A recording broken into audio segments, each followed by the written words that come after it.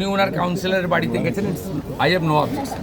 কিন্তু 50-60 জন লোককে নিয়ে জড়ো করা, এই এলাকায় 99% ভোট বিজেপি পাচ্ছে।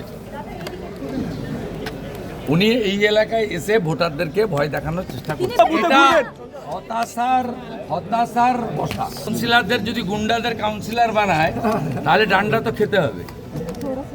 উনি তো কোনো ভদ্রলোককে কাউন্সিলর বানাননি, গুন্ডাদের কাউন্সিলর। কোথাও বুথ কেন্দ্রে কিছু করতে পারছে না, কোনো ফলস ভোটিং নেই। আর সব বুথে আমার এজেন্ট রয়েছে BJP. This is first time সমস্ত 267 বুথেই বিজেপির এজেন্ট রয়েছে। 96 আমরা ক্যাম্প অফিস বানিয়েছি। ইলেকশন কমিশনের গাইডলাইন মেনে 2 জন করে চেয়ারে বসেছে অ্যাসিস্ট্যান্স। রাজ্যে মুখ্যমন্ত্রীর ব্যানার খুলে দেওয়া হচ্ছে না, খুব অন্যায়। কে খুলেছে এসব কাজ? তো তৃণমূলের কাজ।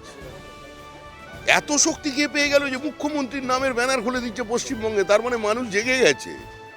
এর আগে আমরা বাজার করিয়েছি, বাড়ি বাড়ি ঘুরিয়েছি, আজকে বুথে বুথে ঘোরাচ্ছি। সব শেষ, খেলা শেষ।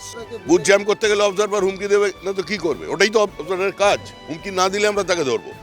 মানুষ আনন্দে ভোট দিচ্ছেন, হই হই করে ভোট দিচ্ছেন।